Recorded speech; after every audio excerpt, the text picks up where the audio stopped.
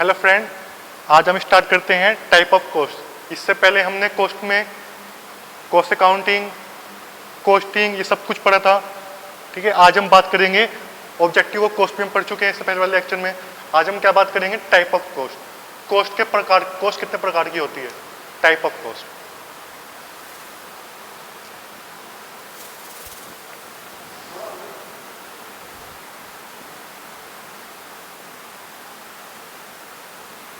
Types of cost, type of cost. Cost कितने प्रकार की होती है, तो पहले मैं बात करूंगा first of all on the basis of nature. On the basis of nature, nature के अकॉर्डिंग। अब नेचर में आपकी दो तरह की कॉस्ट आती हैं।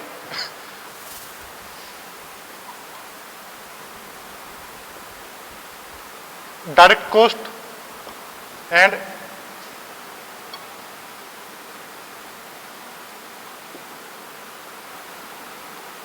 Indirect cost. On the basis of nature, nature में आपकी दो तरह की कॉस्ट आती हैं, on direct cost and indirect cost. अब डायरेक्ट कॉस्ट क्या होती है, हम उसकी बात करेंगे। डायरेक्ट कॉस्ट यानी कि प्रत्यक्ष लागत, इनडायरेक्ट अप्रत्यक्ष लागत। सपोज करिए आप क्या गारमेंट का बिजनेस है, मैन्युफैक्चरिंग कर रहे हो, आप उसके लिए जो क्लॉथ मंगाओगे, जो कपड़ा मंगाओगे, क्लॉथ मंगाओगे, ठीक है, उससे आपका रॉ मटेरियल आएगा आगे आपके यहाँ, प्लस जिस मशीन में वो कपड़ा बनेगा उस मशीन में जो आप तेल गिर रहे हो, उस मशीन को आप साफ कर रहे हो, उसके लिए कपड़ा आ रहा है, वो भी चाहिए आपको। अब फर्क क्या हुआ डायरेक्ट कॉस्ट में, जो आपने मटेरियल मंगाया, जो आपने फाइबर मंगाया, जो आपने क्लॉथ मंगाए हैं। मान लो मेरे को शर्ट बनानी है, मेरी मैन्युफैक्चरिंग है, कंपनी है, मैं शर्ट बना रहा हूँ। शर्ट के लिए मेरे को क्या क्या चाहिए, कपड़ा चाहिए, कपड़ा आएगा, जिस थान के कपड़े बोलते हैं वो भी आएगा, बटन आएंगे, ठीक है, और जो जील होती है वो भी आएंगी, प्लस जो मशीन है वो मेरी एसेट से वो भी यूज होगी। मशीन में तेल भी गिरेगा, डेप्रिसिएशन भी लगेगा, मशीन में उसकी घिसावट होगी, सब चीज़ होंगी। ये तो सब किसका पार्ट है, कॉस्ट का पार्ट है। ये सब पार्ट कॉस्ट का है। एक बार फिर समझते हैं, मटेरियल लगा, जब आप माल बनाओगे मटेरियल लगेगा, बिल्कुल सही बात है, उसमें आपका लेबर भी लगेगी, ठीक है। अब पहले बात करो मटेरियल की। मटेरियल में क्या क्या लगेगा, आपका जो कपड़ा आ रहा है, क्लॉथ आ रहा है, वो लगेगा, प्लस जो मशीन चल रही है उसमें तेल भी तो गिरेगा ना। लाइटिंग है, जहाँ पे काम चल रहा है वहाँ पे लाइटिंग भी जलेंगी। ये सब कॉस्ट का पार्ट हो गया ना। अब हम कॉस्ट दो तरह से बांट सकते हैं। जो आपका क्लॉथ आ रहा है, ठीक है, अब मेरे को जानना है कि इस शर्ट को बनाने में कितने मीटर कपड़ा लगेगा, कितनी यूनिट लगेंगी। यूनिट कह दो, मीटर कह दो। अब मुझको पता लगा इस शर्ट को बनाने में मेरे 2 मीटर कपड़ा लग रहा है। कितना लग रहा है, 2 मीटर। तो मैं डिफाइन कर सकता हूँ ना यूनिट में कि एक शर्ट बनाने में कितना कपड़ा लग रहा है। जिस चीज को मैं डिफाइन कर सकता हूँ इन यूनिट, उसको हम बोलेंगे direct cost. Define in unit.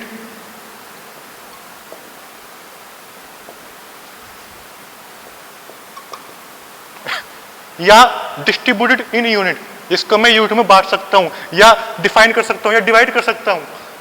और जिसको मैं डिफाइन नहीं कर सकता यूनिट में, जैसे मशीन में तेल गिरा, अब उस मशीन से पता कितनी शर्ट बन रही है, तो मैं कैसे डिफाइन करूं कि एक शर्ट के लिए कितना तेल गिरा उसमें, या जिस कपड़े से उसकी सफाई चल रही है मशीन की, ठीक है, या उसमें जो डैप लग रहा है उसको मैं कैसे डिस्ट्रीब्यूट करूं, या जो आपकी लाइटिंग जल रही है वहां पे मैं कैसे डिस्ट्रीब्यूट करूं कि एक शर्ट बनाने में कितनी मेरी लाइट खर्च हुई। क्या मैं इसको डिस्ट्रीब्यूट कर सकता हूं, क्या मैं इसको बांट सकता हूं, क्या मैं इसकी एक यूनिट के हिसाब से पहचान कर सकता हूं, बताइए आप। मैं आपसे पूछता हूं, अगर आप एक शर्ट बना रहे हैं, अब लाइट जल रही है, ठीक है, हो सकता है फैन भी चल रहा हो, तो कितनी आपकी लाइटिंग का खर्च आया, आपकी जो इलेक्ट्रिसिटी है कितना खर्च आया। आपकी मशीन चल रही है, वो भी आपकी इलेक्ट्रिसिटी चल रही है, बिजली से चल रही है, अब कितनी उसमें बिजली लगी, कितनी उसमें इलेक्ट्रिसिटी लगी जो आपकी मशीन चल रही है। क्या आप एक शर्ट के लिए निकाल सकते हो, नहीं, निकालना इम्पॉसिबल है। उसमें तेल कितना गिरा, मशीन में, मशीन चलाने के लिए तेल गिरता है, तो वो कितना गिरा, एक शर्ट के लिए निकाल सकते हो, एक यूनिट के लिए आप निकाल सकते हो, नहीं निकाल सकते। तो उसे हम क्या बोलेंगे, इनडायरेक्ट कॉस्ट। क्या बोलेंगे, इनडायरेक्ट कॉस्ट, जिसको हम यूनिट में डिवाइड नहीं कर सकते। not distributed, not divided, not distributed in units, called indirect cost, called indirect cost, जिसका हम यूनिट में डिवाइड नहीं कर सकते। क्लियर? ऐसी मैं अगर लेबर मान के चलता हूँ, लेबर है, अब जो आपकी लेबर मैन्युफैक्चरिंग में लग रही है, प्रोडक्शन में लग रही है, प्रोडक्शन में जो काम कर रही है आपकी लेबर, ठीक है, वो तो आपकी डायरेक्ट लेबर कराएगी। लेकिन कुछ आपके लेबर के आदमी ऐसे भी होंगे, कुछ जो आपके गेट कीपर होंगे, ठीक है, जो आपके गेट कीपर होंगे, वॉचमैन होंगे, क्या वो प्रोडक्शन में लगे हुए हैं? नहीं लगे हुए हैं। सोचिए प्रोडक्शन कौन कर रहा है? जो लेबर आपकी मशीन में काम कर रही है, ठीक है, माल को लाने ले जाने में, कि यहाँ से ये माल उठा के मशीन में गिर दिया, निकाल के फिर मशीन से उसमें रख दिया, अलग रख दिया, ठीक है, वही तो लेबर कहलाएगी आपकी। लेकिन कुछ आदमी ऐसे भी हैं जो आपकी लेबर काम कर रही है, उनको पानी पिलाते हैं, ऑफिस के स्टाफ को पानी पिलाते हैं, ठीक है, जो आपके एम्प्लॉय काम कर रहे हैं, एम्प्लॉयर काम कर रहे हैं, मैनेजमेंट के लोग काम कर रहे हैं, वहाँ बैठे हुए हैं ऑफिस में, उनको पानी पिलाते हैं। या गेट कीपर है, या वॉचमैन है, आपका वॉचमैन खड़ा हुआ है, क्या वो आपको मैन्युफैक्चरिंग कर रहा है? नहीं कर रहा है, लेकिन वॉचमैन देखभाल तो कर रहा है ना, कॉस्ट तो उसकी भी आ रही है ना। तो जो वॉचमैन है, गेट कीपर है, जो स्त्री की लेबर है, उसको हम क्या बोलेंगे? इनडायरेक्ट। वो डायरेक्टली एंगेज नहीं है, वो प्रत्यक्ष रूप से उसमें एंगेज नहीं है, उसमें शामिल नहीं है कॉस्ट में, लेकिन अप्रत्यक्ष रूप से उसमें शामिल है। मैं आपको एग्जांपल देता हूँ अपने कॉलेज का।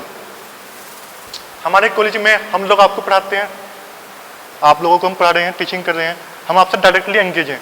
जो आप फीस दे रहे हो पढ़ाने की दे रहे हो, लेकिन साथ में जो आपके ऑफिस वर्ग है, पियोन है, पियोन तो आपको पढ़ाते नहीं है, ऑफिस के सर हैं वो आपको पढ़ाते नहीं है, लेकिन वो एक्स्ट्रा काम जो कर रहे हैं उसमें आपको भी तो काम हो रहा है ना, इनडायरेक्टली वो आपको भी तो काम कर रहे हैं ना। आपका फॉर्म भरते हैं, ठीक है, आपको मार्कशीट डिस्ट्रीब्यूट करते हैं, आपके एग्जाम, जो हम आपके एग्जाम फॉर्म बनाते हैं, एग्जाम बनाते हैं, उसको प्रिंटिंग करते हैं, तो इनडायरेक्टली वो आपका भी काम कर रहे हैं ना, तो हम बोलेंगे इनडायरेक्ट कॉस्ट। जो डायरेक्टली आपसे रिलेटेड होगा वो डायरेक्ट कॉस्ट होगा। आई बात समझ में?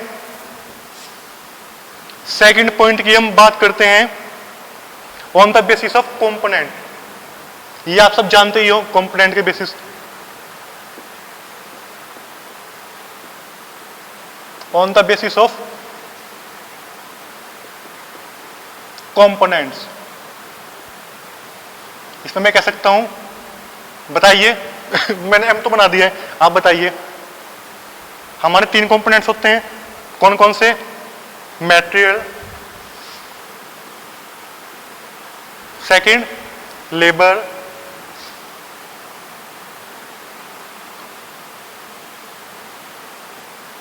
थर्ड बताइए ओवरहेड। ओवरहेड का दूसरा नाम क्या है?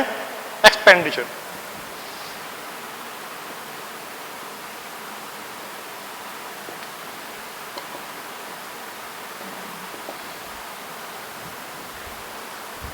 ये 3 एलिमेंट हो गए, मटेरियल, लेबर, ओवरहेड, इसको हम जानते ही हैं। अब इसको मैं रफ कर दूं, एक बात को नोट कर लीजिए आप।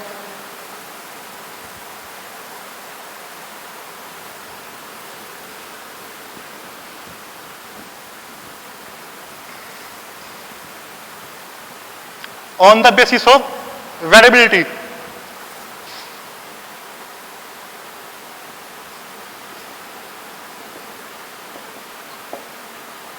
On the basis of variability. अब ये 3 टाइप की होती हैं, ये आपका थर्ड पॉइंट आ गया है। फर्स्ट हमने क्या पढ़ा? On the basis of nature. Second on the basis of component. ये आपको इसको मैं ज्यादा एक्सप्लेन नहीं कर रहा हूं, क्योंकि तो हम 2-3 लेक्चर से यही पढ़ रहे हैं, तो आप जान ही चुके हो क्या होता है। अब बात करते हैं on the basis of variability. ये आपकी कॉस्ट 3 तरह की होती है। First, fix cost.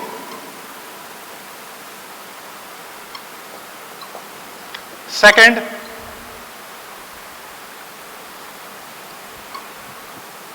Semi variable cost.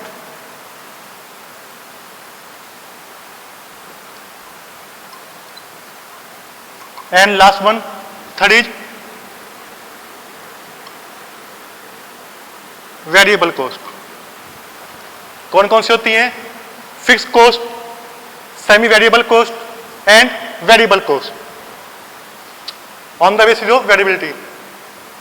अब फिक्स कॉस्ट क्या होती है समझते हैं। फिक्स कॉस्ट क्या होती है? आप में से किसी को पता है? कोई बताएगा फिक्स कॉस्ट क्या होती है? स्थायी लागत, हिंदी में स्थायी लागत, ठीक है। ये परिवर्तनशील लागत, ये अध परिवर्तनशील लागत, अध परिवर्तनशील यानी कि आदि परिवर्तनशील लागत। परिवर्तन माने जो चेंज होती रहे, परिवर्तनशील।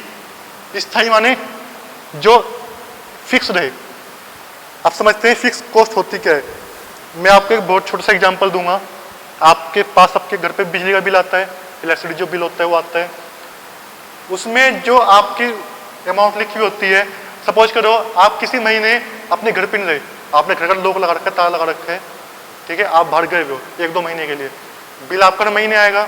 तो बताइए अगर आपने इलेक्ट्रिसिटी यूज नहीं की है किसी भी महीना, किसी मंथ, और आपका बिल आया है, क्या बिल आएगा या नहीं आएगा? बस मुझे अभी बताइए, बिल आएगा या नहीं आएगा? बिल का मतलब उस इतनी लंबी स्लिप से नहीं है, वो तो आएगा, उस पर जो अमाउंट है वो आएगी नहीं आएगी लिखी हुई? बताइए, आएगी नहीं आएगी? आएगी, ठीक है, आएगी। क्यों आएगी? क्योंकि उसमें कुछ आपका पार्ट फिक्स होता है, 200 रुपये, 300 रुपये, 400 रुपये, जो भी होगा वो तो आपका आना ही है। इसका मतलब क्या हुआ? कुछ ऐसे खर्चे, कुछ ऐसे एक्सपेंस, कुछ ऐसी कॉस्ट जिसको आप यूज करो या ना करो वो आनी आई है। आपने कोई मकान ले रखा है रेंट पे, कोई गोदाम ले रखा है, आपकी फैक्ट्री, आपने साथ में कोई गोदाम रेंट पे ले लिया, आप उस गोदाम को यूज करो कि ना करो। अब जैसे आपका लॉकडाउन हुआ था, 3 महीने लॉकडाउन चला, जो लोग, जिन लोगों ने गोदाम ले रखे थे, काम तो चला नहीं है 3 महीने, ठीक है, या जिन लोगों ने पैसा बाहर से ले रखा था मार्केट से, इंटरेस्ट पे ले रखा था, भले वो पैसा उन्होंने यूज किया हो चाहे ना किया हो, चाहे भाई जिन्होंने गोदाम ले रखा था रेंट पे, वो उन्होंने यूज किया हो चाहे ना किया हो, किराया देना पड़ा ना, उसका रेंट देना पड़ा ना, वो क्या होता है? फिक्स, जिसको हमें देना ही होता है, जिसको हम इग्नोर नहीं कर सकते। क्या बोलते हैं उसका? फिक्स। इसके बाद बात करता हूं मैं वेरिएबल कॉस्ट की। वेरिएबल कॉस्ट क्या होती है? जो आपकी 1 यूनिट के भरने से 1 यूनिट में चेंज आया तो आपकी कॉस्ट में चेंज आया। It is depend on unit, it is depend on units. ये किस पे डिपेंड होती है? यूनिट पे। सपोज करो आप मैन्युफैक्चरिंग कर रहे हो, आपने मेटेरियल मंगाना है, मेटेरियल की कॉस्ट 5 रुपये है पर यूनिट, ठीक है, आपको 10 यूनिट मंगानी है तो कितनी आएगी? 5 गुना 10 50 रुपये। वो क्या है? वेरिएबल कॉस्ट है। अगर आपने मेटेरियल नहीं मंगाया तो आपकी कॉस्ट कुछ भी नहीं आएगी, नहीं आएगी ना, कुछ नहीं आएगी, मेटेरियल आपने नहीं मंगाया। तो एक कैसी कॉस्ट होती है? जो डिपेंड होती है यूनिट पे। जितनी आपने यूनिट मंगाई है उतनी आपकी कॉस्ट आएगी, जितनी आपने यूनिट मंगाई है उतनी आपकी कॉस्ट आएगी। अगर आपने एक भी यूनिट नहीं मंगाई है तो कॉस्ट नहीं आएगी। मैं आपका वो एग्जांपल लेके चलता हूँ, इलेक्ट्रिसिटी बिल वाला। फिक्स कॉस्ट आप समझ गए क्या होती है, वेरिएबल कॉस्ट क्या होती है। अब जितनी आपने रीडिंग, जानते हो रीडिंग, नाम सुने हैं, मीटर में देखते हैं कितनी रीडिंग आई है, आप में से कुछ जानते भी होंगे रीडिंग, आज जाके देखना मीटर में रीडिंग चलती है। आज आपको एक काम करना है, ठीक है, आज आप घर जाके जो आपके पहले के बिल है ना, जो आपके लास्ट मंथ का बिल होगा, उसमें देखना, उसमें कोई रीडिंग लिखी होगी 1025, 2020 ऐसे कुछ भी लिखी होगी, रीडिंग भी लिखा होगा, वो आपको देखना है, ठीक है। और जो आपका मीटर अब चल रहा है, आज मीटर भी देखना, मीटर में रीडिंग चल रही होगी, उसमें बहुत सारे नंबर चलते हैं, बीच बीच में आपकी रीडिंग भी आती है, वो देखना। जो आपकी अब रीडिंग है वो पहले वाले जो बिल में रीडिंग लिखी है उससे ज़्यादा होगी, तो वो क्या है, जितनी वो यूनिट फालतू है, मान लो लास्ट मंथ आपकी यूनिट थी 2020 और अब जब आपकी जो यूनिट हो चुकी है वो आपकी हो चुकी है 2040, कितना फर्क आया? 20 यूनिट का। तो वे 20 यूनिट क्या है? वेरिएबल। जो यूनिट का रेट है 6 रुपये है तो 20 गुना 6 120 रुपये, ये आपका बिल आ जाएगा इतने दिनों का, आज तक का। आई बात समझो कैसे निकलता है? जितनी आपने यूनिट यूज की है, तो वेरिएबल कॉस्ट किस पे डिपेंड होती है? आपकी यूनिट पे। क्लियर? सेमी वेरिएबल कॉस्ट क्या होती है? जिसमें फिक्स और वेरिएबल दोनों मिक्स हो। आज मैं अपनी वीडियो को यहीं पे रखता हूं। Thank you.